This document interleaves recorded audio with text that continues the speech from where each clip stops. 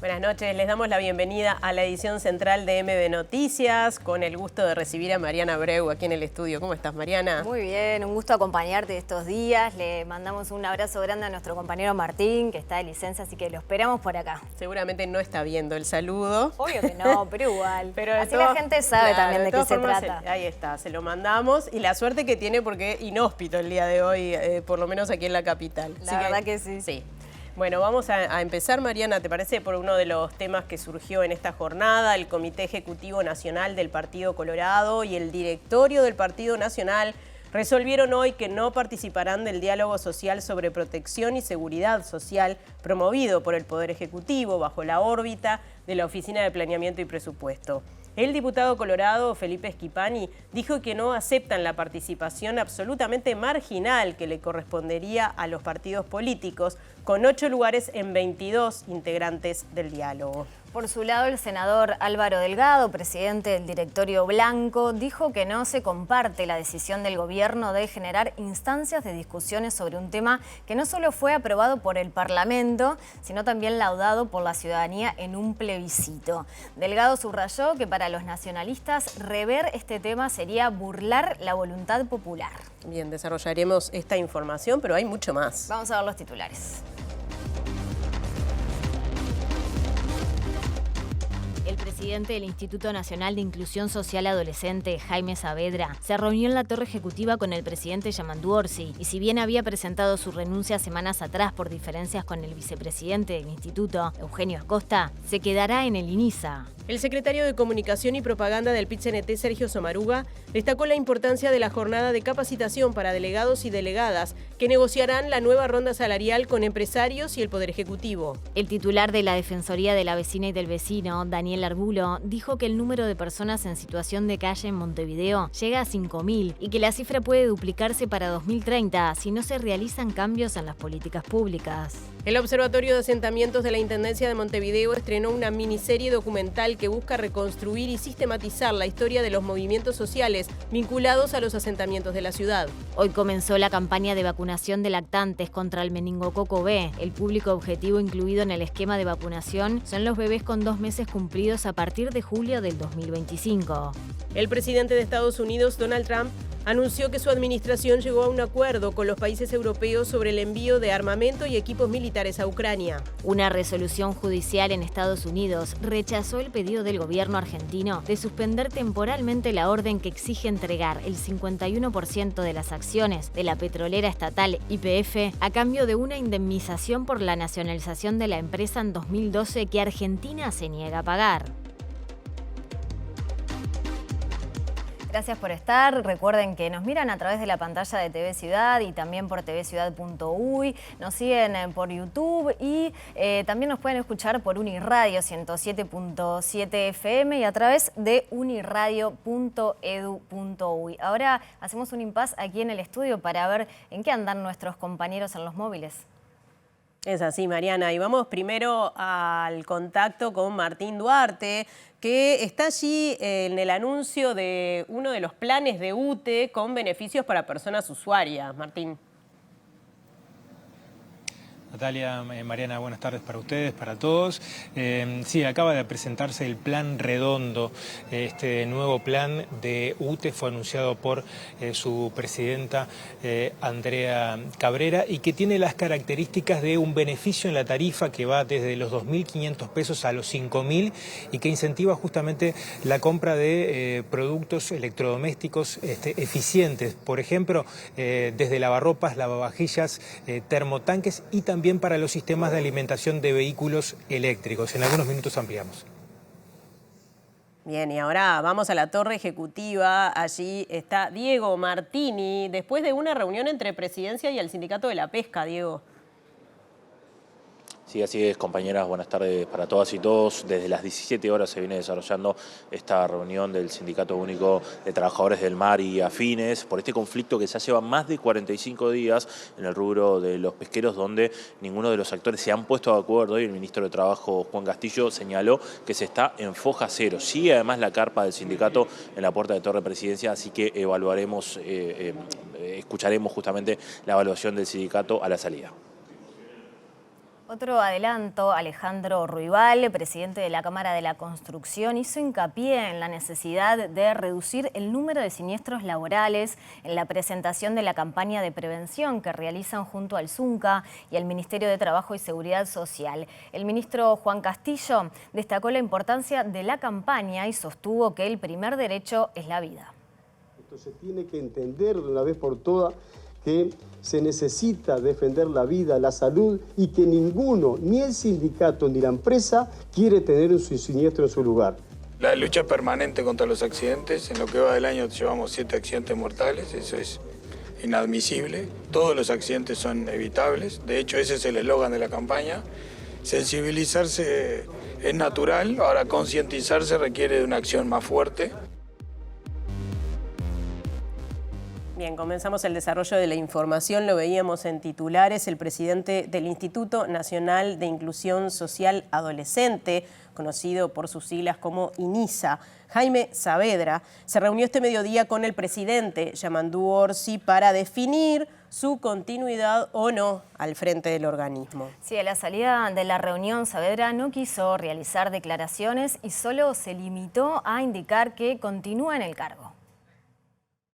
Jaime Saavedra, presidente de INISA, llegó a Torre Ejecutiva, sede de la presidencia, minutos antes de la hora 12. El jerarca se reunió con el presidente de la República para definir su continuidad o no al frente de la institución. A la salida del encuentro no accedió a una nota con la prensa, pero alcanzó a decir que continúa en el cargo. Saavedra había presentado su renuncia semanas atrás por diferencias con el vicepresidente del instituto, Eugenio Acosta. En esa oportunidad el presidente Orsi dijo que iba a hablar con Saavedra porque quería contar con él en su equipo. El mandatario no aceptó la dimisión y le pidió tiempo para resolver las discrepancias internas. Pasaron las semanas, las diferencias se mantuvieron y este lunes Saavedra se reunió con Orsi para insistir con su reclamo respecto al vicepresidente Acosta. En Antel, lleva tu plan móvil al siguiente nivel y mantén el precio de tu plan actual por 6 meses. Salimos a la calle nuevamente para retomar el contacto con Martín Duarte, que se encuentra en UTE. Martín, te escuchamos, te vemos. Así es, Mariana, para ampliar un poco las características de este plan redondo lanzado por UTE, que está vigente desde este mes de julio hasta el mes de diciembre y que aplica en la compra de determinados electrodomésticos. Este beneficio que, como señalaba la presidenta de UTE, Andrea Cabrera, es un estímulo justamente para los electrodomésticos eficientes y para fomentar el ahorro energético, en este caso en hogares y en pymes. Atención porque hay subsidios de 2.500 pesos masiva incluido, esto se aplicará a la mayoría de los electrodomésticos incluidos en el plan y se verán reflejado en la tarifa, y también subsidios especiales de hasta 5.000 pesos, especialmente para sistemas de alimentación de vehículos eléctricos. Cada cliente va a poder registrar un máximo de 6 equipos. El registro se realiza a través de la web de UTE y también a través de un WhatsApp que es el 098 1930 y entre la línea de electrodoméstico que abarca justamente este plan están los termotanques, equipos de aire acondicionado, lavavajilla, lava secarropas y decíamos estos sistemas también de alimentación de vehículos eléctricos. Así que el beneficio aplica para las compras que se realicen a partir de este mes hasta el 31 de diciembre y como vamos a estar escuchando más adelante a la presidenta del ente, se busca justamente un estímulo a las pequeñas empresas y también a los hogares para adquirir un beneficio, en este caso electrodomésticos de mayor calidad a la hora del ahorro de la eficiencia eléctrica. Esto es un poco a grandes rasgos las características de este plan y recordarles que para obtener el beneficio que se va a ver aplicado en un descuento en la tarifa tienen que registrarlo a través de la web y a través del WhatsApp que compartíamos. Gracias, Diego. Gracias, Martín, perdón, la red, compañero.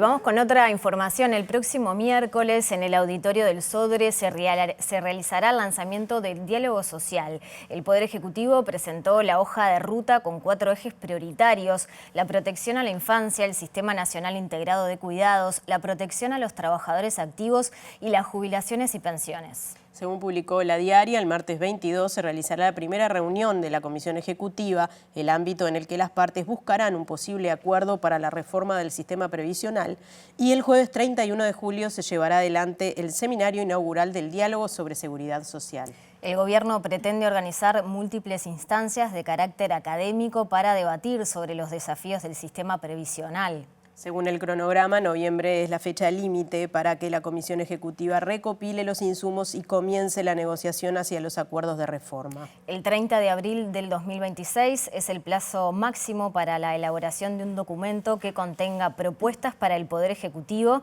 y, en principio, con ese documento, el gobierno elaborará uno o varios proyectos de ley. Bien, y el directorio del Partido Nacional anunció hoy que no participará de este diálogo social sobre protección y seguridad social que promueve el gobierno, en el que también estarán presentes organizaciones gremiales, sindicales, empresariales y sociales. En su lugar propone un diálogo entre partidos políticos para generar políticas de Estado, al tiempo que rechaza que se genere un nuevo diálogo sobre seguridad social porque entiende que sería burlar la voluntad popular. Agradecemos la invitación del Gobierno Nacional, pero hemos tomado la decisión de no participar en esta instancia de diálogo propuesto en el formato que está propuesto. Nos parece que los partidos políticos, que son un eje vertical de la sociedad, deberían ser, y experiencias anteriores hay sobradas, en el gobierno de Mujica, en el gobierno de Tabaré Vázquez y en el gobierno de Lacalle Pou, de diálogo con los partidos políticos como decisores de la sociedad, con obviamente instancias con la sociedad civil, pero el diálogo político implica a los representantes de la sociedad, en la democracia representativa que son los partidos. Por ende, tener una subrepresentación o equivalencia con otra cantidad de instituciones, con el Poder Ejecutivo y otro tipo de organizaciones, y además en la proporción que se establece, no nos parece la forma adecuada de plantear un diálogo de estas características tan importantes. No compartimos generar instancias, además, de discusión sobre temas que no solo fue aprobado por el Parlamento, sino laudado por la ciudadanía en un plebiscito con el 61% de aprobación, que es la seguridad social, la reforma a la seguridad social. Rever ese tema para nosotros sería burlar la voluntad popular. El presidente del directorio del Partido Nacional, Álvaro Delgado, aclaró que no hubo un acuerdo con los demás partidos de la coalición, pero sí intercambios sobre el tema. Y el Comité Ejecutivo del Partido Colorado también anunció que no va a participar del diálogo social sobre protección y seguridad social planteado por el Poder Ejecutivo bajo la órbita de la Oficina de Planeamiento y Presupuesto. Sostienen que no están de acuerdo con el formato elegido por el gobierno porque consideran que da muy poca participación a los partidos políticos. Como nosotros, en oportunidad de que vino aquí la delegación del gobierno, les consultamos si había posibilidades de que los partidos políticos tuvieran mayor representación y la respuesta fue que no, que ya estaba resuelto que esa iba a ser la participación que se les iba a dar. Estamos anunciando que no vamos a concurrir el próximo miércoles al lanzamiento de este diálogo y que en las actuales circunstancias, bajo este formato, no participaremos. Reiteramos que estamos absolutamente dispuestos a participar sobre un diálogo sobre todos los temas que se plantean, temas de la primera infancia, temas de cuidados, en la medida que los partidos políticos tengan el espacio y el lugar que se merecen por la representación y el voto ciudadano que tienen todos ellos. Naturalmente, si el tema es revisado por el propio gobierno, estamos desde ya dispuestos a analizarlo. Bien, cambiamos de asunto y entramos a la agenda sindical. La Asociación de Obreros y Empleados de Conaprole se reunió esta tarde en el Ministerio de Trabajo, con el ministro de Trabajo, Juan Castillo, para plantear su preocupación por el cierre de la planta 14 de Conaprole en Rivera, anunciado por la empresa. Este encuentro estaba previsto inicialmente como una instancia tripartita, pero Conaprole se negó a participar de la reunión y el secretario general del sindicato, Luis Goicoechea, dijo que si no se concreta una instancia tripartita en la próxima semana se van a estar agudizando las medidas. Nosotros nos afiliamos a lo que planteó el Ministerio, inclusive al inicio de la negociación en mayo, que era de hablar de un transitorio. Eso implicaba ni que una parte ni la otra aceptara las condiciones, o sea que ni hablar de cierre ni hablar de mantención.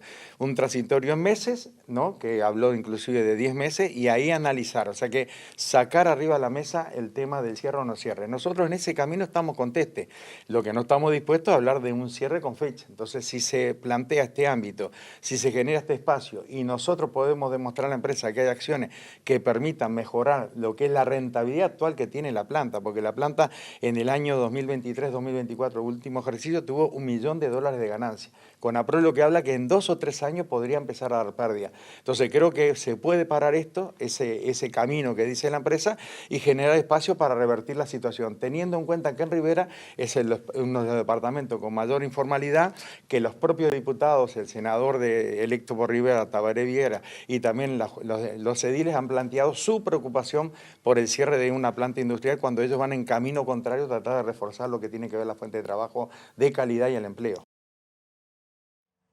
Y seguimos en asuntos laborales porque los ex trabajadores de la panadería La Vienesa iniciaron el proceso de formación de una cooperativa con 15 de las 70 personas que quedaron desocupadas. También acordaron a nivel de la Dirección Nacional de Trabajo el comienzo de cursos de formación para su reinserción laboral. Ya se ha hablado con el INACOP, se ha avanzado y ahora se está en el proceso de la formación de la cooperativa a través de los estatutos y de buscar los perfiles y la gente que va a quedar al frente de la cooperativa. ¿Qué pasaría con el remanente de los otros trabajadores que no hacen el curso? No, los que no han hecho curso es porque ya han encontrado otro trabajo. En realidad está abierto para todos, inclusive aquellos que tienen algún trabajo informal. Ahora también le preguntamos y pueden acceder a los mismos. Como abogado, ¿cómo se sigue con este proceso? Ya se presentó toda la documentación respecto al seguro de paro, que es algo que nos preocupaba tanto a los trabajadores que pueden acceder al seguro de paro como a aquellos que tenían algún tipo de impedimento para no dejarlos colgados del pincel. En ese sentido ya se avanzó bastante y se está avanzando para el cobro de los créditos laborales adeudados, ya sea por parte de la empresa o acceder a través del Fondo de Insolvencia Patronal. ¿Qué adeudos había? Había adeudos de salario, 2 meses, licencia, aguinaldo, vacacional, licencia y vacacional de años anteriores y obviamente el despido que se suscitó en el corriente mes. Presenta Asociación de Funcionarios Portuarios. Hacete socio y accederás a beneficios exclusivos como colonia de vacaciones, préstamos, servicios de la salud, tienda online con precios exclusivos y mucho más. Y nos vamos del estudio nuevamente para retomar el contacto con Diego Martini, que se encuentra en la torre ejecutiva. Allí ocurrió o estaba ocurriendo una reunión importante, Diego. Compañeros, como anunciábamos, el Sindicato Único del Mar y Ramas Afines se reunió con Presidencia por este conflicto que ya lleva más de 45 días. Estamos con Alexis Pintos del sindicato. La reunión fue con Alejandro Sánchez. ¿Acordaron algo? ¿Pudieron tener algún avance? Bueno, se volvió a plantear toda la situación, bueno, la preocupación por tantos días de este conflicto, y bueno, lo que vamos a esperar es una pronta respuesta en el día de mañana a los planteos del sindicato y bueno, y ver una pronta salida, reclamando la intervención directamente del gobierno para poder empezar a salir de este conflicto. ¿Esa intervención del gobierno implicaría que se cumpla con alguno de los reclamos que ustedes están pidiendo o cómo sería? Esa intervención del gobierno implica tomar acciones que puedan destrabar esta situación. No definimos nada, pero sí quedaron planteados un montón de situaciones. La posibilidad de decretar la esencialidad se habló porque desde el sector empresarial están planteando eso. Bueno, eso me parece que el sector privado no se puede decretar la esencialidad. Pero bueno, eso es un simple titular. ¿Se puede conocer qué planteos hicieron hoy? Venimos con los mismos planteos de siempre, la cuestión de seguridad, bueno, de lo que es la vida a bordo, la situación de la pesca en general y bueno, lo que venimos atravesando todos los compañeros que estamos en este momento acá frente a Plaza Independencia. Este tipo de situaciones por lo general se resuelven en ámbitos tripartitos. ¿El diálogo con los empresarios está cortado? Le pregunto eso, ¿y qué es lo que se pretende del Poder Ejecutivo? El diálogo nosotros no lo hemos cortado nunca, en cada ámbito y cada lugar que nos han llamado nos hemos presentado y en esa vía vamos a seguir. Entendemos que acá tiene que haber una intervención de los diferentes actores del Estado para poder visualizar la salida a este conflicto. Si no se cambian las condiciones que exigen ustedes, no hay ninguna posibilidad de que vuelvan al mar. Digo, porque los empresarios plantean que no les gusta, o por lo menos el ámbito de negociación, si ya desde el vamos el sindicato prohíbe la salida al mar. Bien, nosotros entendemos que acá lo que tiene que estar son las garantías mínimas para que los trabajadores puedan salir a trabajar con seguridad y salud en su trabajo.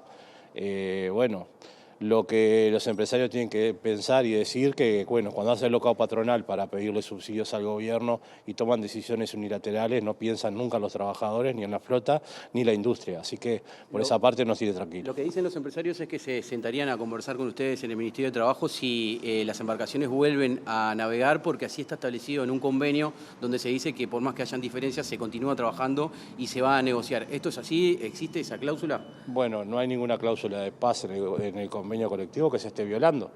¿Por qué? Porque esto que estamos reclamando no tiene que ver con este convenio colectivo, lo cual no quiere decir que no tengamos el derecho a reclamarlo. Tampoco en ninguna parte del convenio colectivo dice que nosotros tenemos que hacer la guardia de timón. Nosotros lo que tenemos que plantear también es que cumplan el convenio colectivo pagándole el aguinaldo a nuestros compañeros, las licencias finales y toda la plata retenida que tienen. ¿Por dónde pasa la intervención que ustedes están planteando el gobierno? Bueno, por todos los ámbitos digamos que competen al sector pesquero. Hay varios actores acá, desde la Prefectura Nacional Naval, obviamente el Ministerio de Ganadería, mismo el Ministerio de Trabajo, bueno, todos los actores reunirlos para establecer, como dijimos, una salida. ¿Por qué se han rechazado todas las propuestas que se han tirado sobre la mesa? Nosotros hasta ahora la única propuesta que recibimos de la parte empresarial es salir a navegar como estamos y después poder conversar. Después el sindicato ha puesto varias arriba de la mesa, entre ellas, como lo vamos a repetir, lo de los estudiantes, que tampoco fue aceptado, donde escuchamos que tampoco pueden darle de comer a los estudiantes a bordo, que por eso no podrían sacarlo, lo cual nos parece ridículo. ¿Cómo se está afectando a los trabajadores esta paralización? Y bueno, como todo paro, ¿no? Estamos, como ven, en una carpa donde se acerca la solidaridad de todos los gremios, los vecinos, donde podemos, mano a mano, decir cuál es el problema, explicarlo y no con esos titulares que continuamente están en la prensa, alarmantes y muy dirigidos contra el sindicato. En eso podemos tener ese mano a mano y poder conversar con la población. ¿Ya está previsto un nuevo ámbito de negociación? ¿Cómo siguen ahora para adelante? Como dijimos, estamos esperando la respuesta mañana. Muy amable, muchas gracias, Alexis. Palabra entonces de Alexis Pintos del sindicato de los trabajadores del mar y ramas afines. Bien, gracias Diego y a todo el equipo. Les contamos que el Sindicato Médico del Uruguay se reunió con el directorio de ACE para evacuar dudas sobre el aumento de sueldos y la creación de cargos dispuesta por el organismo. El SMU recibió la información solicitada y las explicaciones fueron satisfactorias, según indicó el titular del gremio médico, José Minarrieta, quien destacó que la reestructura del organismo es necesaria, pero no debería utilizarse como botín político. Es correcto que se hayan dejado en suspenso algunas medidas de aumento salarial, que eran 14, de acuerdo a lo que nos refirieron. Todo esto fue fundamentado por la información que nos llevamos de todo lo que es la reestructura de ACE, que más allá de que todavía no hemos logrado evaluarla, que lo vamos a hacer en nuestras reuniones en las próximas semanas, lo que no queda duda es que una reestructura de esta institución enorme es absolutamente necesaria para que pueda dar el mejor servicio, un servicio de calidad para los ciudadanos que la precisan. ¿Fueron satisfactorias las explicaciones que le dieron desde ACE? Sí, fueron satisfactorias, pero por supuesto nos llevamos insumos que debemos analizar, ¿no? Porque estas cosas no es bueno que se analicen a la carrera, al grito. Entendemos que el control que necesita y que debe realizar cualquier oposición, sea esta o la anterior, y cualquier gobierno que está dirigiendo una institución como esta, es necesaria, es, yo diría, imprescindible, pero tiene que estar basada en números, en datos, y hay que analizarlas con cuidado. A nosotros nos preocupa a veces que, digamos, sea campo de batalla para dirimir cuestiones que tienen que ver con lo político partidario y que no tienen nada que ver con la asistencia a la salud, sobre todo en lugares como este, como ACE, del cual depende la salud de tantos uruguayos y que tiene tantos debes y tantos objetivos por lograr. Entonces, repitiendo, sí nos parece razonable realizar una reestructura, creemos que la reestructura, por lo que nos fue dicho, está bien encaminada. El Ministerio de Trabajo y Seguridad Social presentó hoy, junto con el Zunca y las cámaras de construcción, una campaña de sensibilización sobre seguridad en el ámbito laboral. Y atención, porque en Uruguay se registran por año 40.000 siniestros laborales que provocan la muerte de un trabajador cada 10 días. Nadie nos elige en los sectores empleadores, en las cámaras o en los sindicatos, para que nosotros estemos organizando el lío, la marcha, la movilización, el conflicto. Nos eligen para que les defendamos los derechos. Y el primer derecho que todas y todos tenemos es el derecho a la vida y al trabajo. Se tiene que entender de una vez por todas que se necesita defender la vida, la salud y que ninguno, ni el sindicato ni la empresa, quiere tener un siniestro en su lugar. A nadie le gusta llevar la solidaridad a la familia y a nadie le gusta tener una mancha allí como que está a la cabeza de los siniestros en modo laboral.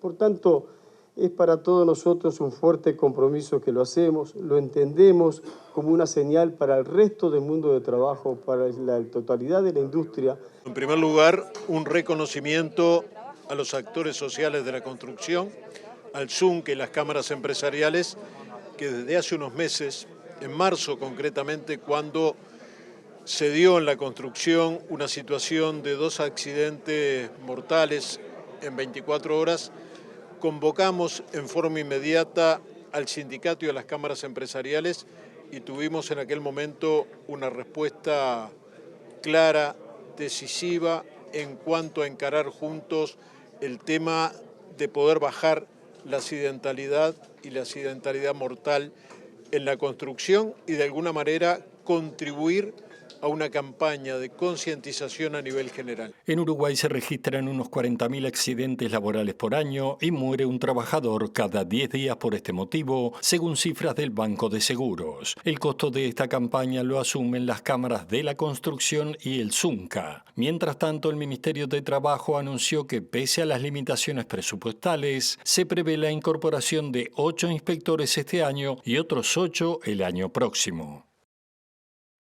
Bien, y esta campaña de sensibilización sobre seguridad laboral la lleva adelante el Ministerio de Trabajo y Seguridad Social junto al Zunca y a la Cámara de la Construcción. Sí, todas las partes coinciden en la necesidad de reducir drásticamente el número de siniestros laborales en este sector. En un momento como este, donde volvió a crecer los niveles de siniestralidad, no solo en la industria de la construcción, hay que tomar no solo medidas como estas, sino en definitiva un conjunto de acciones que en definitiva pongan en el centro la vida del trabajador y la trabajadora, el hecho de poder volver sanos a sus casas todos los días y por lo tanto, bueno, no solo la campaña de sensibilización, sino todo lo que tiene que ver con la apertura de la negociación colectiva, también discutir ahí. El Zunca reitera la necesidad de más controles en los lugares de trabajo y de crear una fiscalía especializada en siniestros laborales. En tanto, Alejandro Rival, presidente de la Cámara de la Construcción, destacó la necesidad de concientizar en este tema y consideró inaceptable que haya habido 7 muertos ya en lo que va de este año. Esta es una campaña de sensibilización y concientización. ¿Por qué? Porque la lucha permanente contra los accidentes, en lo que va del año llevamos 7 accidentes mortales, eso es inadmisible. Todos los accidentes son evitables, de hecho ese es el eslogan de la campaña. Sensibilizarse es natural, ahora concientizarse requiere de una acción más fuerte y esta campaña va en esa dirección. Y el presidente de la Cámara de la Construcción, Alejandro Rival, recién lo veíamos, dijo no tener novedades que comunicar respecto al proyecto Arasatí, del que forma parte su empresa, SACEM.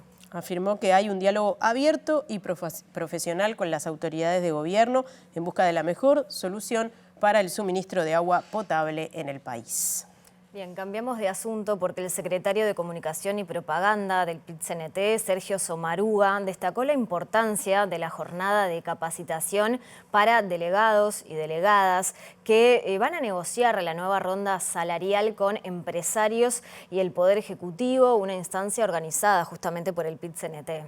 Sommaruga señaló que uno de los objetivos es identificar los aspectos positivos de las pautas fijadas por el gobierno para defenderlos, así como también los negativos para intentar revertirlos. Una de las cosas que hemos señalado con respecto al alineamiento del Poder Ejecutivo para esta ronda de negociación colectiva es que las herramientas que plantea el gobierno no son adecuadas para el cumplimiento de los objetivos. Por ejemplo, durante los 2 años que van a durar los convenios, las trabajadoras y los trabajadores pueden llegar a perder salario real con respecto a la inflación en el transcurso de los 2 años. Y esa es una experiencia que no es buena para la gente, no es buena para la sociedad, pero tampoco es buena para el gobierno que prometió una cosa y después eventualmente no la va por cumplir. Y el segundo elemento negativo importante que tienen los lineamientos es que pueden terminar los 2 años del convenio y no alcanzar el objetivo de mejorar el salario de los salarios sumergidos. ¿Por qué? Porque si la inflación es más alta de la prevista, el ingreso de salario real se vería mermado o inclusive extinto. En este contexto, Sommaruga defendió el planteo del PIT-CNT de aplicar un impuesto de 1% al 1% más rico de la población, con miras a reducir las desigualdades sociales, principalmente de las infancias. Tienen que ver con financiar la erradicación de la pobreza en las infancias con el apaciguamiento de la desigualdad creciente. Es decir, cada vez tenemos menos gente con más dinero y más gente en la pobreza. Entonces, este tributo al 1% más rico no va a ser más pobre ni le va a sacar derechos a nadie, pero sí va a resolver el problema de los derechos postergados de las infancias en nuestro país. FUESIS, la Federación Uruguaya de Empleados del Comercio y Servicios, solicitó una reunión a las nuevas autoridades de la Intendencia de Montevideo para plantear su preocupación por el atraso de los pagos por parte de empresas tercerizadas que tienen a cargo el mantenimiento de espacios verdes. Sí, en el caso concreto de la empresa Vinsa, los trabajadores aún no han cobrado el aguinaldo ni el mes de julio, lo que despertó la alarma del sindicato que pretende saber cómo seguirá esta situación. Riverón dijo que FUESIS solicitó una reunión con las nuevas autoridades de la Intendencia de Montevideo para plantear esta situación con el objetivo de saber cuál será el plan de aquí en más con estas empresas tercerizadas. Nosotros venimos con una situación compleja desde hace ya bastantes meses, ¿no? Podríamos decir cercano al año en realidad, sobre todo con empresas que prestan servicio a través de lo que viene a ser espacios públicos, vinculadas a lo que son las áreas verdes, mantenimiento de espacios verdes, de la poda, ese tipo de tareas puntuales en realidad. Hay una situación de atraso en los pagos formalmente de parte de la Intendencia. Y bueno, a partir de ahí, en realidad, en virtud muchas veces del tamaño de la empresa, es la posibilidad que tiene la empresa de hacerse cargo de esos atrasos. Y si no, empezar a darse complicaciones como la que se ha venido dando en esta empresa Vinsa, en realidad, donde la empresa pagó tarde el aguinaldo, está pagando tarde el salario del mes de junio para los compañeros, ya que hoy es lunes en realidad y el salario todavía no está cubierto. El compromiso al que llegamos el viernes con autoridades de la Intendencia fue que hoy van a estar liberándose algunos pagos y seguramente mañana los compañeros estén cobrando. Pero claro, en el medio de una situación donde nos dejan de rehenes a los trabajadores, en el sentido de decir, la empresa no es solvente, la Intendencia paga tarde, nosotros lo que entendemos ahí es, hay una relación comercial que tienen que tratar de resolver de alguna manera. Lo que no nos puede pasar es que nos queden 70 trabajadores, como está pasando hoy, rehenes de una situación en la cual en realidad nosotros cumplimos en tiempo y forma con ir a trabajar y no hay cumplimiento en tiempo y forma de que se paguen los salarios como corresponde. Les contamos que la Cámara de Senadores votó una pensión graciable para Antonio Alzamendi, ex futbolista uruguayo, campeón de América con la selección uruguaya de fútbol. Y desde la Mutual Uruguaya de Futbolistas Profesionales hicieron hincapié en la importancia de formar a los futbolistas para que tengan otra salida laboral. Desde nuestro lugar, obviamente que el futbolista es un trabajador, que así nos tienen que ver, que mucha gente a veces no nos ve como un trabajador normal. Y sí, de nuestro lugar estamos poniendo mucha energía en lo que es la formación integral de esa persona que durante mucho tiempo va a jugar al fútbol, pero obviamente que no va a poder jugar por el resto de su vida y muchas veces un día para el otro nos quedamos sin una posibilidad. Entonces estamos trabajando mucho en lo que es a través de distintas capacitaciones, formación, la importancia de terminar el ciclo básico, el bachillerato, de hacer oficio, de la formación dual, que mientras jugamos nos vamos preparando y vamos pensando en qué voy a hacer el día de mañana. Desde ese lugar creo que muchos futbolistas lo están entendiendo, estamos generando conciencia de los referentes, los capitanes, los más grandes hacia los más chicos, para que, bueno, que por muchas dificultades a veces nos dedicamos solo al fútbol y nos quedamos con el proyecto de vida solo fútbol, y es ahí donde seguramente cuando esté próximo al retiro o me retiro, obviamente en esa etapa de transición, obviamente me voy a encontrar con mayores dificultades. Por otro lado, estamos en la conformación de un fondo de retiro que también en la etapa de transición también tengan un pago mensual durante un año de cierto monto de dinero que también ayude a esa persona, a ese futbolista, a atravesar esa etapa de transición con este apoyo y la pueda transcurrir de una mejor manera. Bueno, y para profundizar en este asunto retomamos contacto con Martín Duarte, que justamente va a seguir sobre este tema. Martín. Gracias, Mariana. Nos venimos hasta el Bururu Waston ahora para estar siguiendo este tema y en particular que se ha puesto en el debate político de alguna forma a raíz de lo que fue esta pensión graciable de la semana pasada al exfutbolista Antonio Alzamendi, pero que también tiene en vilo a muchos deportistas que quizás por la época que se destacaron o que jugaron no hicieron sus aportes en su momento, o las empresas o los clubes no hicieron sus aportes, y bueno, pone esta situación a la hora del análisis, y le estamos agradeciendo estos minutos a Marcelo Capalvo, y está coordinando las selecciones juveniles de Uruguay, ex basquetbolista, entrenador. Bueno, Marcelo, gracias por recibirnos, para estar hablando de este tema que se puso a la hora de la discusión a partir de este hecho, pero que nuclea a muchos deportistas que, como decíamos, quizás en su momento y por las circunstancias no hicieron aportes, no tienen una jubilación y muchas veces terminan su carrera en situaciones complicadas, ¿no? Sí, es un tema sensible, no es un tema fácil de abordar. Yo creo que me parece que lo que hay es o en nuestro momento lo que había era un poco una ausencia de reglamentación, ¿no? A ver, hay leyes de la República que definen al deporte como un derecho, ¿verdad? O sea, lo consideran algo importante de verdad. En toda esa ley hay un solo artículo que versa sobre lo que es el deportista, ¿ah? Y lo declara únicamente por la percepción económica que pueda tener, o creo que habla hasta de especies, de lo que pueda cobrar, pero nunca define al deporte profesional como actividad, ¿verdad? Define al deportista profesional. Entonces, ahí empieza un verdadero debate de empezar a entender al deportista en qué lugar estaba, ¿verdad? Si tenía realmente que... ¿Era el deportista el que tenía que aplicar? ¿O era el Estado tenía ausencia de...? Estuve investigando algunas cosas porque soy un poco inquieto y creo que, por ejemplo, cuando se crea la caja de jubilación, la caja profesional, creo que fue por el 50 y pico, yo no tengo algo que estuve leyendo por ahí, había profesionales que eran independientes, que no tenían a quién aportarle, porque no había un patrón, ¿verdad? Entonces, de ese lugar se creó la caja. Ahora, los deportistas, ¿a quién le tenían que aportar? ¿Eran los deportistas que tenían que aportar o era el sistema que estaba ausente de control de lo que ganaban los deportistas? Creo que desde el 2013 hasta aparte, por lo que he visto, se ha mejorado mucho. Hoy los clubes hacen aportes por los deportistas y hoy hay una forma que puede ser revisable o no, ¿verdad?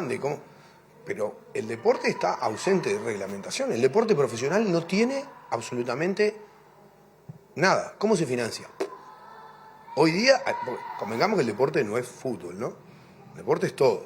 Entonces, ¿qué es únicamente algún privado poniendo dinero? ¿Es solamente una actividad privada?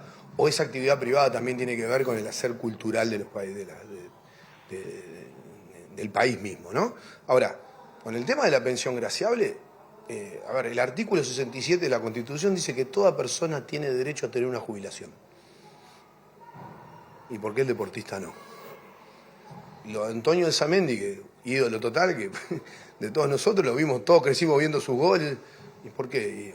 ¿Por qué no puede tener derecho a una jubilación? Ahora, lo que creo que el problema es dónde se enmarca, ¿verdad? Porque la pensión graciable creo que dice algo de haber tenido una actividad relevante dentro del deporte o haber conseguido un logro para el país, pero también habla de una condición económica. O sea, ¿qué tiene que ver el logro deportivo con que tener dinero o no tenerlo o no disponerlo momentáneamente? Me parece que no, y tampoco me parece que esté bueno, porque lo he visto en la opinión pública, que si el jugador se gastó el dinero o no, cada cual. ¿Le andamos preguntando a cada jubilado qué hace con su dinero? Ahora, vos escuchaste también o seguiste el debate de la semana pasada, donde algunos actores políticos hacían referencia a por qué, de alguna forma, el Estado tenía que hacerse cargo de eso que vos decís, de la situación. Porque se está resarciendo de una forma que no tenía control. Lo que está haciendo, para mi forma de pensar, se está resarciendo de una forma de algo que en su momento no estaba legislado. Y estamos hablando de historias de vida, ¿no? Yo creo que estamos hablando de historias de vida, estamos hablando de personas que, a ver, si los aportes los vamos a leer únicamente desde el lado económico, o también hay una parte de aportes culturales, ¿verdad? Yo creo que cuando gana Uruguay estamos todos contentos, ¿no? Vende más carne, pasa más todo, ¿no? Cuando Uruguay, yo creo que vi en mi vida dos momentos en la historia de este país donde el sentimiento de hermandad, una cuando mi padre me llevó al obelisco a la vuelta a la democracia, y el otro cuando Uruguay vino al Mundial de Sudáfrica. La gente se abrazaba con el que tenía al lado. Y no solo nos enseñó de ganar o perder, porque no ganamos. Nos enseñó a cómo se hacen las cosas, nos enseñó sobre el camino, la manera, dónde poner el esfuerzo, la importancia del colectivo, la manera. Y estuvimos orgullosos, entonces forma parte de la cultura. Ahora, yo creo que no es el hecho de pasar la gorra, ¿no? No es solidaridad, es derecho, mi forma de pensar. Mirá que es la mía, no estoy hablando en nombre de nadie, pero yo no creo que pasa porque si fulano, un equipo u otro tienen que darle algo. No hay que darle, hay que darle lo que se merece. Me consta que yo creo que la competencia notoria es un porqué. Me consta que haya más deportistas en estas situaciones. Uno se torna esta discusión o se vuelve a hablar de este tema cuando aparece un nombre como Alzamendi y como Guilla en su momento, ¿no? Pero hay muchos deportistas que en su momento estaban por fuera de esa regulación, como vos decís, o que no hacían aportes y que lamentablemente terminan sus últimos años así. Perdón que te corrija, no eran ellos que tenían que hacer aportes. Era el sistema que tenía que aportar o controlar el aporte, ¿verdad? Me consta de que, los deportistas vivimos un mecanismo totalmente inverso a lo que es el mecanismo jubilatorio de una persona trabajadora. Somos mucho más notorios, ¿verdad? Porque estamos en la opinión pública, por ejemplo. Pero también hay algo. El trabajador del sistema jubilatorio está instruido y armado para que una persona, desde el momento uno que ingresa en el BPS hasta que se jubila, en su vida trabajadora, vaya escalando meritocráticamente o no, y en el final de su carrera, en base a sus logros, cobre una jubilación en base, pero en el final, en los 45. El deportista es al revés. La vida del deportista es al comienzo. Seguramente no haya un deportista que vaya a ganar la misma plata que ganaba ojo, y no de las excepciones, Yo no estoy hablando de los porque los que son multimillonarios son algunos, No somos todos los deportistas, porque salgamos en la televisión no ganamos dinero, yo tengo 3 trabajos. Entonces, creo que me parece que lo que hay que visualizar es la importancia del deporte, de darle esto de la lealtad, de que acá hay historias de vida, de que hay personas, y que vuelvo a repetir, no importa si tienen dinero o no. Yo lo que creo es que si hay un mérito, y el país tiene un mérito que devolver, no pasa si la persona se quedó sin dinero, sin fondos, pasa por lo que logró, pasa por lo que representó, pasa por lo que hizo. Creo que es una herramienta. Ahora, vuelvo a repetir, creo que el Estado lo que está haciendo en este caso y lo que ha hecho con otros, que la verdad no tengo muy claro cuántos son, pero sé que hay, es de alguna manera resarcir de una ausencia. No estuvo ausente, me parece que no hay otra forma de mirarlo. Lo que creo, en el final del cuento, que obviamente que estamos transitando para adelante. España esto lo empezó a discutir hace 50 años, tiene una ley de deporte que es del año 91. Nosotros todavía seguimos pensando al deporte como una actividad que no sabemos qué la define. Y lo más triste es que muchas veces no entendemos que lo que hacemos deporte, yo estaba ahí abajo con los chiquilines enseñándoles deporte, les estoy mostrando que esto también es una opción de vida, que no es un atajo, no es que no nos gusta estudiar. A mí me gusta estudiar, soy docente de la escuela de entrenadores. ¿Me explico? No es que somos los que no sabemos leer o declaramos mal y como no nos gusta ir a la escuela nos ponemos a jugar a la pelota. No. Hoy el deporte necesita de un sinfín de trabajos interdisciplinarios para que un deportista sea lo más inteligente y productivo posible y sobre todo longevo en su carrera. Para eso necesita ser una persona racional y libre de pensamiento. Eso no lo hace, tenés que estar dentro del sistema educativo. Y hoy tenemos un sistema educativo que lamentablemente con el deporte de rendimiento anda la piña, ¿no? Es como que, a ver, ¿cómo lo solucionamos? Pero no estamos, ¿verdad? El sistema educativo está para el chico que va de la casa al liceo y del liceo a su casa. Si entrena, la carga es de estrés, la carga física, todo. Es muy diferente, pero después le exigimos que estudie. Entonces, lo que quiero entender es que el deportista profesional, el deporte es una salida en la vida, no es un atajo. Marcelo, gracias por estos minutos, por el análisis y bueno, a cuenta de más, ¿no? Por lo menos... Yo siempre abierto, sí, para mejorar, sobre todo para dejar a los que vienen atrás mejor. Yo con esto ya estoy, pero ojalá que los chicos que vienen haciendo deporte atrás, y sobre todo porque atrás de esto hay federaciones, y si no hay un involucramiento... Mirá, las políticas, lo que mejora el rendimiento de los equipos nacionales que saliten afuera son decisiones políticas. Son políticas de Estado. Gracias por estos minutos. Compañeros, sigan ustedes desde allí haciendo, bueno, también el análisis que seguramente seguirá en los próximos días. Muchas gracias, Martín y resto del equipo. ¿Cómo estamos por acá? ¿Mejor? Bien, mejor. Después de todo este rato de móvil tosiendo, no prometo nada, pero continuamos, bueno. Igual entonces. siguiendo atentas lo que decían Martín y Marcelo. Bien, bueno, les contamos que en Montevideo hay 5.000 personas sin hogar y para el año 2030 esta cifra se duplicará si no se realizan cambios en las políticas públicas. Esto según el informe que presentó a la Junta Departamental el titular de la Defensoría de la Vecina y del Vecino, Daniel Arbulo. Según la Defensoría, las respuestas institucionales, tanto punitivas como asistenciales, resultan insuficientes y fragmentadas y no abordan las causas estructurales del problema.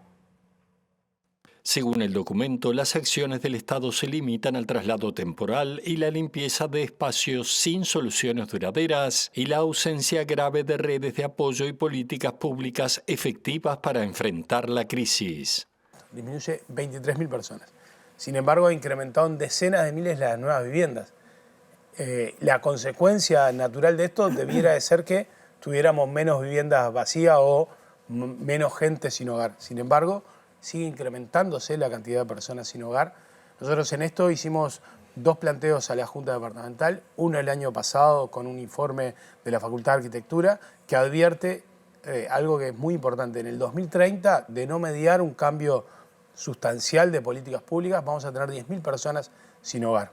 Casi 7 de cada 10 reclamos que llegan a la Defensoría tienen que ver con problemas de convivencia. En términos de reclamos o asuntos que llegan a la Defensoría, casi la mitad tiene que ver con convivencia. Y eso es un llamado de atención en muchísimos de nuestros barrios. Tiene que ver con la convivencia entre vecinos y vecinas, tiene que ver con algunos desfasajes generacionales por la puja del espacio público, y esto tiene que ver, por ejemplo, con horarios, ruidos molestos y demás. Tiene que ver con una forma poco simpática de recibir los montevideanos y montevideanas a la migración, que es muy importante. Y además tiene esto de la convivencia también un papel de la Intendencia y de los municipios que empieza a jugar de manera importante cuando se toman algunas decisiones que por más que estén en la norma, no necesariamente contribuyen a la convivencia. Consultado sobre el nuevo precio del boleto, Arbulo señaló que el transporte es caro para el servicio que se brinda. No obstante, es optimista respecto a que haya mejoras en el transporte público de Montevideo, aunque se sigue circulando a la misma velocidad que en 1930. Y en el marco de su línea de trabajo sobre abordajes temáticos, el Observatorio de Asentamientos de la Intendencia de Montevideo impulsa espacios de investigación y reflexión en torno a las dinámicas del hábitat popular. Como parte de esta iniciativa se realizó una miniserie documental que busca reconstruir y sistematizar la historia de los movimientos sociales vinculados a los asentamientos de la ciudad. A lo largo del tiempo, los sectores históricamente excluidos han desplegado distintas formas de organización en torno a su derecho al hábitat, rancheríos, cantegriles o asentamientos según el momento histórico, muchas veces impulsados por organizaciones sociales o políticas que promovieron la acción colectiva, el reclamo por derechos y la construcción de alternativas frente a la exclusión. El documental Historias de Resistencia, que se puede ver en plataformas como YouTube, busca aportar a la memoria colectiva y abrir nuevas preguntas sobre el papel de la organización popular en la transformación del territorio y la construcción de ciudad. El capítulo 1 se llama Los primeros cantegriles y analiza inicios de la década del 50 con los llamados barrios de emergencia. Como respuesta del gobierno vallista de la época al problema de los rancheríos, se construyeron 5 barrios de emergencia con unas 500 viviendas aproximadamente. El capítulo 2 se llama Movide, refiere a principios de los años 1980 en el marco del proceso cívico-militar de los desalojos de los conventillos Medio Mundo y Ancina. Se multiplicaron los desalojos en cantegriles. En respuesta a estas circunstancias, vecinos y vecinas de 9 cantegriles se organizaron y movilizaron en pos de una vivienda y una vida decorosa. El capítulo 3 se llama Coordinadoras Zonales de Asentamientos. Se centra en 1990 con el inicio del proceso de descentralización en Montevideo, que incluyó a la participación ciudadana como elemento central y donde las coordinadoras zonales de asentamientos fueron protagonistas de estos procesos de participación. El capítulo 4 comienza refiriéndose al año 2018, cuando a instancias de la organización Techo se realizó un encuentro entre vecinos de distintos asentamientos donde la ONG trabajaba. Ese es el germen del renacimiento de la Coordinadora Nacional de Asentamientos. Presenta Mercado Agrícola de Montevideo, en el corazón de un barrio donde late la ciudad. Mercado de Historias. Mercado de Historia.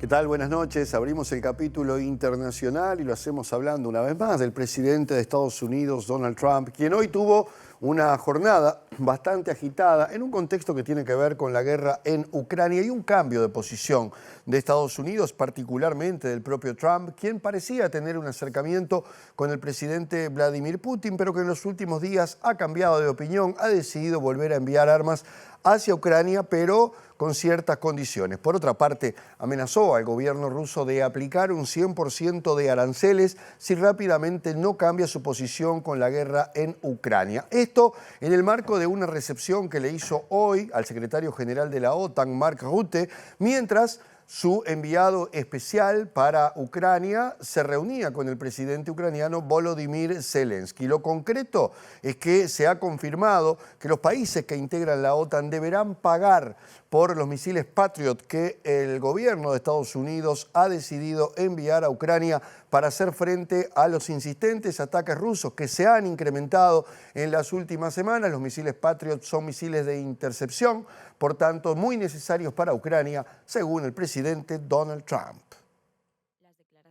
El presidente de Estados Unidos, Donald Trump, festejó este lunes que ahora la Organización del Tratado del Atlántico Norte pague por su protección, destacando que antes su país protegía a otras naciones, pero nadie nos pagaba, nadie hacía nada por nosotros, nadie nos ayudaba, comenzó diciendo en conferencia de prensa en la Casa Blanca antes de referirse a la OTAN. Los 32 países miembros de la organización pactaron hace 2 semanas durante la cumbre que celebraron en La Haya el aumento del gasto en defensa hasta alcanzar el 5% del PBI de cada estado, una exigencia explícita del mandatario republicano, quien calificó el encuentro con el secretario de la OTAN, Mark Rutte, como una gran reunión e indicó que sentó las bases para su gran objetivo de que el resto de los integrantes de la alianza logren ese presupuesto. Mientras tanto, el enviado estadounidense para Ucrania, Kit Kellogg, inició este lunes conversaciones en Kiev sobre la seguridad de ese país y las sanciones contra Rusia, un día después de que Trump ratificara que proporcionará misiles Patriot para repeler los ataques a gran escala que Rusia ha intensificado en las últimas semanas. Horas antes del encuentro en Kiev, Trump remarcó la ayuda a Washington a Ucrania porque, según dijo, les enviaremos misiles Patriot que necesitan desesperadamente porque el presidente ruso Putin ha sorprendido a mucha gente, pronuncia grandes discursos y luego bombardea en la misma noche. Sin embargo, hay un pequeño problema, no me gusta, declaró Trump a la prensa. Si bien el mandatario no especificó cuántos misiles enviaría a Ucrania, afirmó que la Unión Europea reembolsaría su costo y Alemania se ha ofrecido a pagar los sistemas, según una propuesta hecha pública por el canciller alemán Friedrich Merz. Y la justicia de Estados Unidos no hizo lugar al pedido del gobierno argentino de suspender temporalmente la entrega del 51% de las acciones de la petrolera estatal argentina YPF, tal como lo ha exigido la justicia de Estados Unidos por la expropiación llevada a cabo en el año 2012 y la demanda iniciada por dos de los involucrados, que en este caso están pidiendo 16.000 millones de dólares al Estado argentino por esta expropiación en su momento a la empresa española Repsol. En el gobierno argentino están que vuelan porque le atribuyen precisamente esta situación a la expresidenta Cristina Fernández, ya que fue bajo su gobierno y en particular el gobernador de la provincia de Buenos Aires, Axel Kicillof, quien era el ministro de Economía, cuando se expropió a la empresa española. Una nueva resolución judicial en Estados Unidos añade tensión al conflicto legal que enfrenta Argentina por el control de su principal petrolera, la estatal YPF, luego que la jueza Loretta Preska del Tribunal del Distrito Sur de Nueva York rechazara este lunes el pedido del gobierno argentino de suspender temporalmente la orden que exige entregar el 51% de las acciones de la empresa a cambio de una indemnización por la nacionalización del año 2012. Argentina tiene ahora 3 días hábiles para presentar una apelación ante la Corte de Apelaciones del Segundo Circuito y evitar quedar en situación de desacato si no cumple con la orden, luego que en su resolución la jueza Preska dijera que Argentina continúa demorando y eludiendo sus obligaciones en virtud de la sentencia no suspendida. La Corte estadounidense dictaminó a fines de junio que Argentina debe transferir el 51% de sus acciones en la estatal YPF a 2 fondos demandantes como forma de pago parcial de una sentencia de 16.100 millones de dólares por la expropiación de la compañía. El gobierno de Milei pidió la suspensión del fallo por considerarlo inaplicable, alegando inmunidad soberana, luego que el fallo determinara que Argentina no cumplió con una condición previa fijada por la jueza en noviembre del 2023, que había ofrecido suspender la ejecución de la sentencia si el país depositaba una garantía en acciones de YPF, mientras avanzaba el proceso de apelación. El litigio se originó por la expropiación de YPF en 2012, cuando Argentina tomó el control de la española Repsol sin ofrecer una oferta pública a accionistas minoritarios, que luego llevaron el caso a la justicia estadounidense y consiguieron una sentencia a través de Bradford Capital, fondo de litigios que representa a los demandantes. Presentó Mercado Agrícola de Montevideo, en el corazón de un barrio donde late la ciudad. Mercado de Historias. Mercado de Historia. Y volvemos al panorama nacional porque el subsecretario de Salud Pública, Leonel Brioso, considera fundamental avanzar hacia la creación de un instituto de la discapacidad que centralice los esfuerzos de trabajo en esta materia. Brioso adelantó que se está analizando si esta institución debería estar en el seno de Presidencia o del Ministerio de Desarrollo Social y se tiene claro que incluiría la atención de personas con discapacidades y neurodivergencias. El subsecretario de Salud Pública, Leonel Brioso, dijo que preocupa la integración en el ámbito educativo de las personas con discapacidades y neurodivergencias. Agregó que hay que tener un lugar donde denunciar situaciones que vulneren estos derechos. Creemos que es fundamental la idea de ir hacia un instituto de discapacidad centralizado y que todos los ministerios que tenemos que ver con esto coordinemos las acciones, que no solamente son de la salud y de lo social, o sea, Ministerio de Salud Pública y MIDES, sino también, por ejemplo, el tema de la vivienda. porque las personas con trastornos de este tipo van a desarrollarse, van a crecer, van a ser adultos y muchas veces sus familias de origen van a dejar de estar y tienen que tener, por ejemplo, una solución a su vivienda. Dentro de lo específicamente sanitario, lo que creemos que es clave es tratar de generar protocolos de acción para poder primero diagnosticar precozmente y luego generar un abordaje y un manejo integral dentro del sistema sanitario, disminuyendo y mitigando hasta hacer desaparecer el gran estigma social que muchas veces tienen estas patologías o estas condiciones, y también cada vez más incluir a las familias que son centrales, ¿verdad? Que somos centrales en el abordaje de estas problemáticas. Y les contamos que el Ministerio de Salud Pública comenzó hoy la vacunación contra el meningococo con una primera dosis para lactantes desde los 2 meses, a la que seguirá una segunda etapa que incluye a niños de 1 año y adolescentes de 11 años. Sí, la inversión total destinada este año para esta vacunación es de $10 millones.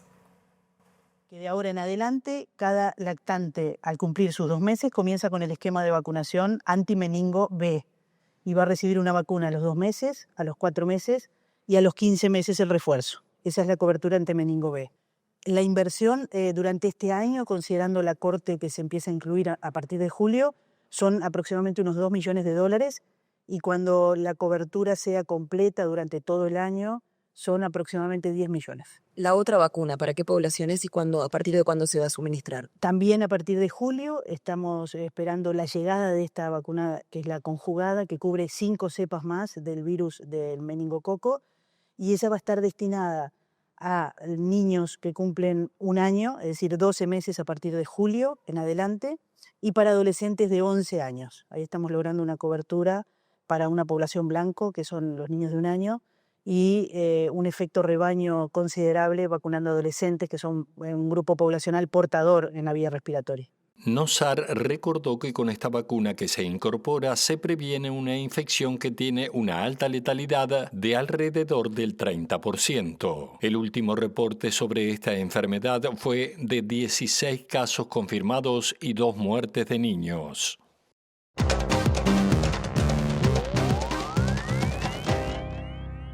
Bien, retomamos el capítulo internacional hablando de una situación puntual en España, pero que tiende a ser una cuestión que lamentablemente puede extenderse en otras partes del territorio. Todo surgió en Torre Pacheco, un municipio de la provincia de Murcia, donde 3 personas atacaron a un adulto mayor. Se identificó como personas magrebíes, lo cual desató una verdadera cacería de migrantes, porque no solamente que estos problemas se repiten en la sociedad española, sino que grupos de ultraderecha organizados aprovecharon la situación para canalizar un malestar que existe en la sociedad española con respecto a estos jóvenes. La Guardia Civil Española ha establecido que se trata de jóvenes de segunda generación, nacidos en España, hijos de magrebíes, pero que no logran adaptarse a la sociedad española, que no quieren ser españoles, que no trabajan ni estudian y que muchas veces terminan vinculados al mundo del delito en un enfrentamiento con la sociedad española. Hay preocupación porque esta situación puede repetirse en otros puntos del país y hace tiempo que se viene alimentando justamente esta cuestión de enfrentar y de culpar a los migrantes por todos. Hace una salvedad la Guardia Civil, atribuye estos hechos a hijos de marroquíes o argelinos, no así a otros migrantes provenientes del África subsahariana o de otros puntos, sino que allí estaría concentrado justamente el problema, según las autoridades españolas. La Guardia Civil dio su versión sobre las causas de los disturbios que ocurrieron durante los últimos 3 días en Torre Pacheco, un municipio de la región española de Murcia, tras la agresión sufrida por un hombre de unos 70 años por parte de 3 personas, a las que describió como marroquíes. La policía apunta a los magrebíes de segunda generación y la falta de agentes como causa de la alteración del orden público, y de acuerdo con lo revelado por la Comandancia de Murcia, entre los responsables de los incidentes se encuentran españoles de origen magrebí, De 10 delitos violentos que se cometen en la localidad, 9 son cometidos por el mismo perfil de delincuente, inmigrantes marroquíes o argelinos de segunda generación, explicaron, tras aclarar que no es una cuestión de racismo, sino de realidad, agregando que son jóvenes, algunos de ellos menores, que han nacido en España, pero no se sienten ni quieren sentirse españoles. Los altercados en Torre Pacheco derivaron del ataque a un hombre cometido el 9 de julio, tras lo cual llegaron a la zona grupos de ultraderecha que se han organizado a través de canales de Telegram y han llegado grupos organizados procedentes de Alicante y otros puntos de Murcia, muchos con estética de portero de discoteca y buscando el enfrentamiento con grupos de inmigrantes que también se han organizado para defenderse, concluyeron las autoridades. Las negociaciones por un alto al fuego en la Franja de Gaza continúan trabadas y no parecen avanzar demasiado porque hay posiciones encontradas con respecto a la solución. Una de ellas es que Israel no quiere retirarse del 40% de la Franja de Gaza, según denunció Hamás en los acuerdos que se están tratando de lograr en Doha, Qatar. Por otra parte, en las últimas horas hubo más de 40 muertos en distintos episodios que se han dado sobre todo en los puntos de ayuda humanitaria. Uno de ellos tuvo lugar en un campamento de refugiados en Nuseirat, donde 10 niños resultaron muertos. Israel dijo que se trató de un error técnico, pero además hoy el gobierno israelí decidió prohibirle a los gazatíes pescar en las aguas del enclave. El portavoz del Cuerpo de Rescatistas Palestino, Mahmoud Basal, informó que 11 personas, entre ellas mujeres y niños, fallecieron en ataques contra un mercado en la ciudad de Gaza, mientras que un bombardeo en el campo de desplazados de Al-Mawasi, al sur de la franja, causó otros 3 muertos. Otro de los ataques israelíes con un dron alcanzó un punto de distribución de agua potable en una zona de desplazados cerca del campo de refugiados de Nuseirat, donde murieron 20 personas, entre ellas 10 niños, ataques que se producen en plenas negociaciones entre Israel y Hamás, sin acuerdo de tregua por el momento y en medio de acusaciones mutuas de obstaculizar las conversaciones que se iniciaron el 6 de julio en Doha, Qatar. El sábado, una fuente palestina cercana a las negociaciones indicó que Hamás rechaza por completo el plan de Israel que prevé el mantenimiento de sus fuerzas militares en más del 40% de la superficie de la Franja de Gaza. 7 agencias de la ONU advirtieron el sábado que la falta de combustible en Gaza alcanzó un nivel crítico que constituía un nuevo peso insoportable para un pueblo al borde de la hambruna y un hecho que empeora la catastrófica situación humanitaria que sufren los más de 2 millones de habitantes de la Franja de Gaza ante la falta de alimentos, medicinas y agua potable. La crisis humanitaria se profundiza tras la decisión del gobierno de Israel de prohibir completamente la pesca en aguas gazatíes, medida que restringe aún más el acceso de los palestinos a alimentos frescos en un territorio devastado por meses de conflicto, ya que la pesca era una de las pocas actividades económicas que aún ofrecía cierto alivio a la población. Salimos del estudio porque en este momento están asumiendo las autoridades del municipio B y ahí estamos viendo a la nueva alcaldesa Patricia Soria. Estas 2 declaraciones que queremos seguir así es, compañeras, en el Teatro del Tinglado por la Casa Colonia asume el nuevo Consejo Municipal del municipio B, encabezado por Patricia Soria como alcaldesa electa. Están algunas autoridades presentes como el intendente electo Mario Vergara, la vicepresidenta Carolina Cose, el ministro de Educación y Cultura José Carlos Maía, así que escuchamos parte del discurso de la alcaldesa que asume Patricia Soria. Crear la balconera de Casa Antirracista, siguiendo toda esa campaña de las balconeras feministas. Queremos fortalecer líneas de trabajo sobre reparación simbólica e integral con experiencias que ya existen, como la Sufama, como Volver a mi barrio. Fortalecer el trabajo con la mesa de comparsas, que ha sido un verdadero éxito, que apuesta a la convivencia, pero también al respeto de la comparsa. Y eso para nosotros es fundamental porque queremos valorar especialmente el candombe como patrimonio cultural inmaterial de la humanidad. Poder continuar ese trabajo con programas como Latido Afro, poder reivindicar a todas las figuras de nuestra cultura afro-uruguaya que tanto respetamos, valoramos y queremos profundamente. Bien, escuchamos entonces allí a Patricia Soria, la nueva alcaldesa del municipio B, que está asumiendo junto al resto de los concejales en este momento. Y vamos a cambiar de información. Les contamos que desde la Mutual Uruguaya de Futbolistas Profesionales consideran que el fútbol uruguayo tiene una oportunidad histórica tras abrirse el periodo de licitación por los derechos de televisación. Sí, para el presidente de la Mutual, Diego Scotti, está claro que el fútbol uruguayo genera mucho dinero. Hay datos que están arriba de la mesa, que son objetivos, que son claros. Está un litigio que hubo entre DirecTV y la empresa de televisión, donde se blanquearon lo que paga la empresa de DirecTV por el 30% de abonados solo de cables, y ahí hablamos de 15 millones de dólares. Si hacemos una regla de 3, estamos arriba de 45, solo de cable.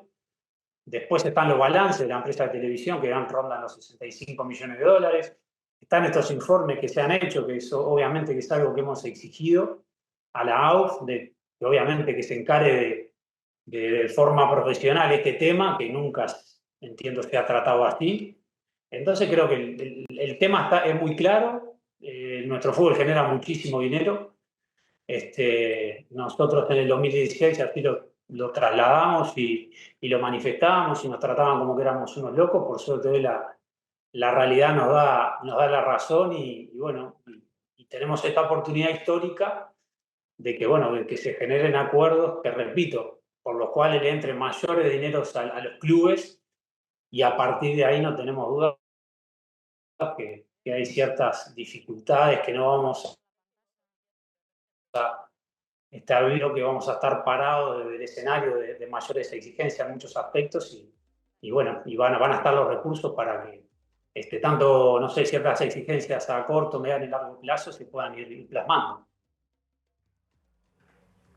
Bueno, bien, y estamos terminando esta primera edición en la que te tenemos, Mariana, por unos cuantos días, porque Martín está disfrutando de sus merecidas vacaciones, y vamos a ver cómo está el tiempo en los próximos días. Sí, vamos a compartir el pronóstico de Inumet para Montevideo y zona metropolitana, y les contamos que mañana martes 15 de julio se prevé que el cielo estará nuboso, periodos de cubierto, nieblas y neblinas, esto en la mañana, y en la tarde-noche nuboso, periodos de cubierto y también neblinas. Bueno, y ya ven allí el miércoles, espera la lluvia, nuboso y cubierto, precipitaciones y tormentas aisladas, es el pronóstico, tanto en la mañana como en la tarde-noche. La máxima será de 17 grados y la mínima de 10. Muy bien, ahora sí. Sí, ahora nos vamos. Al final nos vamos, pero ustedes quédense en la pantalla de TV Ciudad porque se viene el lado B y después en síntesis. Exacto, y mañana el reencuentro con MBD Noticias será a las 8, a las 13 y a las 18:30. Que pasen bien. Chau, chau.